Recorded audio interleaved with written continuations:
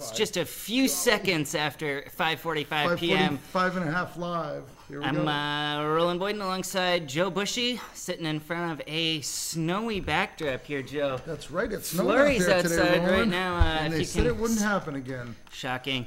If our viewers can see from behind us there, we're getting a weekend edition going here. We're going to take you through the next few minutes with a really, I always say it's a jam-packed show today. It's extra jam-packed. Leahy was in town. With you, Joe, we're going to talk to him in just a moment. We'll talk about some of the stuff going on at the Brattleboro Retreat, the Nelson Withington skating rink. We'll talk about the school scare with some big new facts coming out in that story from the Brattleboro Reformer. And there's a whole slew of other stories. I can't even think about it all right now. You better stick with us for, give us a chance to pack this 15 minutes for you. Right here on 545 Live.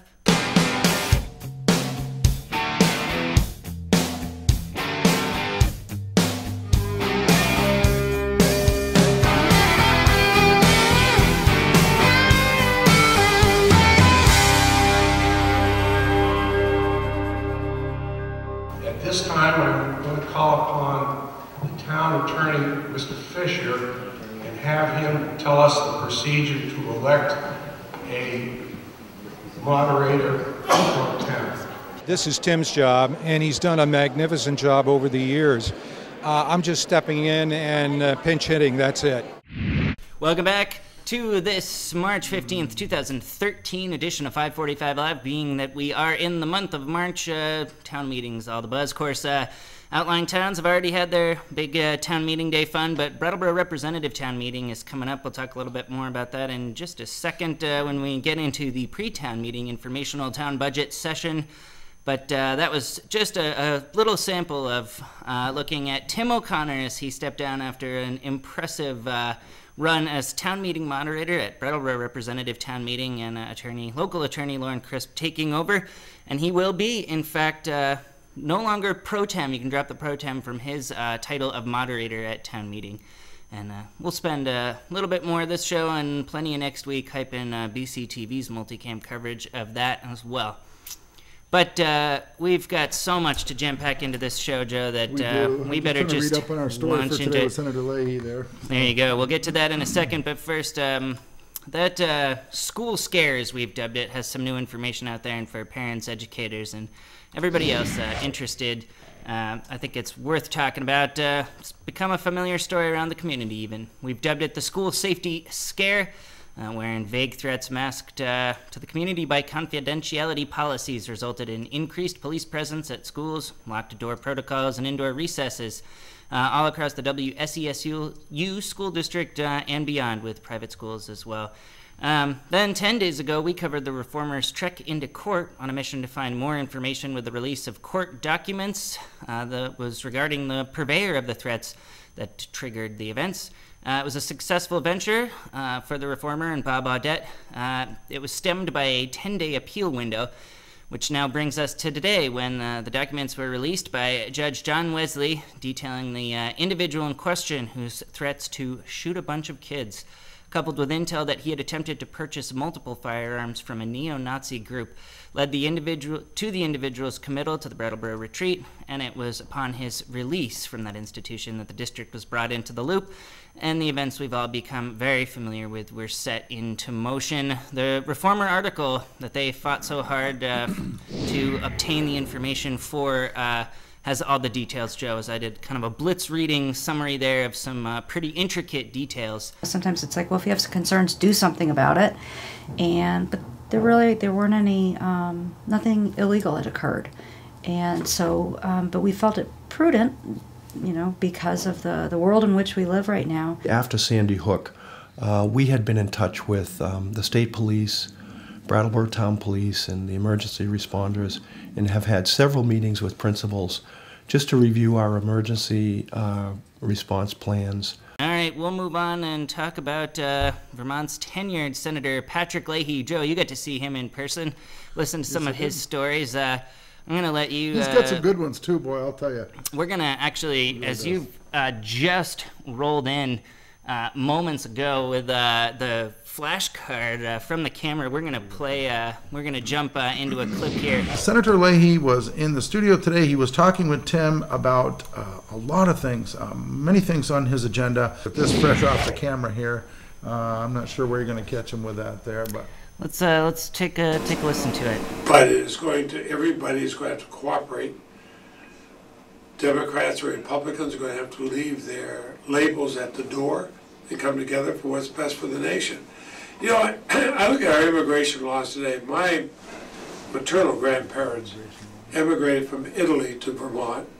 Just a little look at some of the things he was talking about. Of course, immigration policy, a pretty hot topic, one that he touches on, and as is often the case, he can tie it back to a personal story or two as well. Really drive it home. All right, we'll move on here, and for that, let's see what this story says next. Brattleboro Retreat. It's got your name on it. It sure does, Roland. I'll turn you loose on this one, yeah. Give it a go. Moving on, the Brattleboro Retreat made its fair share of headlines last year, with strained union renegotiations, employee layoffs, public financial troubles, and loss of Medicare/Medicaid accreditation, the latter of which has returned them to the local spotlight, prompting today's Reformer headline, Retreat Faces Federal Sanctions. This latest news comes from the Retreat administration themselves, who delivered to their employees Wednesday a letter detailing a series of federal, state, and local violations in areas like patient rights, turned up in patient file complaints, and a Center for Medicare/Medicaid Services inspection last month. In the letter, Retreat CEO Rob Simpson says, quote, CMS has stated that these deficiencies have been determined to be of such a serious nature as to substantially limit our capacity to render adequate care and prevent it from being in compliance with all conditions of participation for psychiatric hospitals. There you go. The Vermont Department of Health Commissioner Mary Moulton did say that the infractions were less serious than some of those which require immediate intervention, and based upon the Retreat's response to last year's violations, she expects the Retreat to work the issues out. So continuing to follow that story, we'll get you more information as we can. Well, for town meeting day in Vermont, we may have come and gone, but Brattleboro's representative town meeting still lies ahead. Saturday the 23rd, prompting a members' pre-town meeting budget review this week, captured on video at Academy School Wednesday by BCTV producer Frederick Noyes, where just before the members' gathering, select board members called together a 20-minute special select board meeting to discuss budget items like the Nelson Withington skating rink, whose need for replacement compressors were set to hit the budget for the town meeting at $172,000.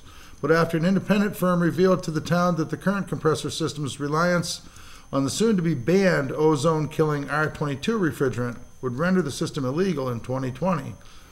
But with the new proposals for system overhaul tallied at $362,000 to $720,000, the select board says they want more time to make sure they present the members the best option. And even if with installation of the new system needed by July, select board member David Gartenstein says the important thing is to remember to spend the money the best way possible.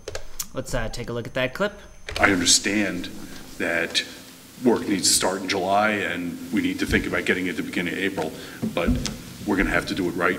And we tried before, and it's good that we figured it out before we spent the money that it wasn't right. Moving on, it's no surprise that a standardized test named for a mafia extortion technique strikes fear into educators as well as their students. But for Leland and Gray, the kneecap tests and the funds that accompany their results provided a high point for Principal Doreen Dorfman at this week's Leland and Gray school board meeting, as she shared results which included girls' test scores that ranked 11% above average for math and 12% above for reading, something Dorfman says is, quote, a big deal. Again, we've got video to back up our story here. All our scores went up, so that is a positive reflection for us, but makes our job harder because I guess some weaker students have come in. I just wanted to point those out because that was the most remarkable. All right, we'll continue the stories, and apparently handing off a hefty dose of the reading to you. So here we go. For close to 5 months now, 70% of the VA's pension and compensation inventory of 895,000 claims has been pending, something that's had the newly appointed chairman of the Senate Committee on Veterans Affairs, Vermont's own Bernie Sanders, as agitated as ever. At an opening of the committee's 2013 hearings, Sanders chronicled the rise of pension and benefit delays for veterans in the U.S., even setting it against the backdrop of rising suicide rates, with the 22 veterans taking their own lives daily, as he urged the committee to look for answers. When men and women put their lives on the line to defend this country, they must be treated with dignity and respect when they return. Not with red tape, not with bureaucracy, not with, in some cases, years of delay before that they get the benefits to which they are entitled.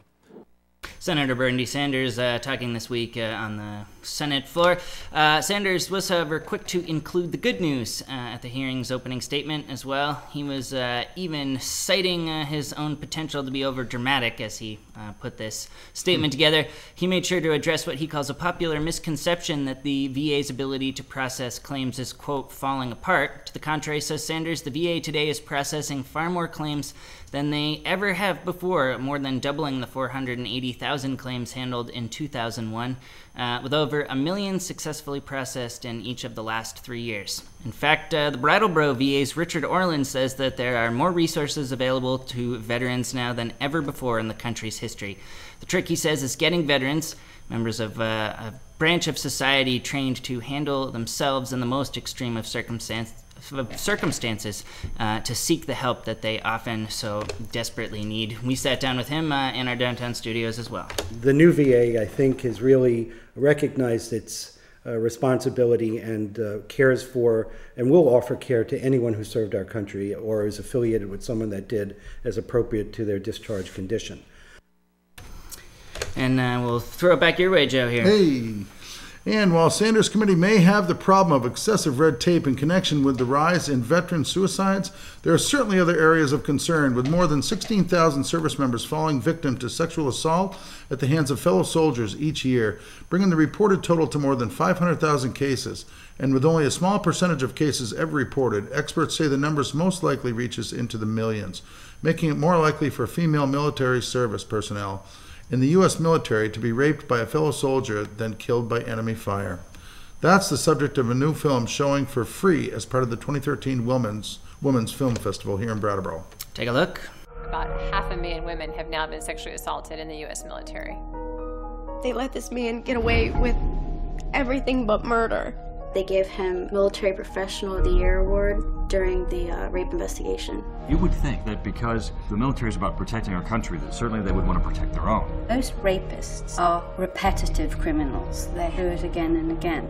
They go on to literally prey on women and men, girls and boys in our neighborhoods back home. When does this ever end? It's very difficult to do a story on the most powerful institution in the world. The Department of Defense has a history of covering up sexual offense problems. I don't know who you think elected you to defy the Congress of the United States. It's a riveting film there, for sure. All right, just one of the films which range from somber to more lighthearted fare, showing this weekend as the 2013 Women's Film Festival continues with 8 new films showing this weekend at the New England Youth Theater. A full lineup with online trailers can be found at womensfreedomcenter.org, where you can also find out ways to get help for you or your loved ones struggling with domestic and sexual violence. Meantime, Joe, I just want to take a moment, even though we are over our time, to thank everybody that watches 545 Live, makes it worth producing, everybody at BCTV that's supportive of it, you for joining me at the desk, getting me the stories, bringing this footage in on the card for us to play live, hot off the presses, and plenty more. Listen, tell us what you think. Roland will put his little icon up there for the internet one that has the replay with his email address, and let us know. Like this one? Oh, Roland at BrattleboroTV.org. If you want to check in with us, tell us your thoughts, tell us what you think. Get involved. Tell us what you want to see. Absolutely. All right, that's enough from us. Thanks for watching. Good night, everybody. That's great. That's just what I want to hear. Does anybody have any other questions so far? I know Doreen has more to share. I'm sorry. Didn't mean to get you off. No.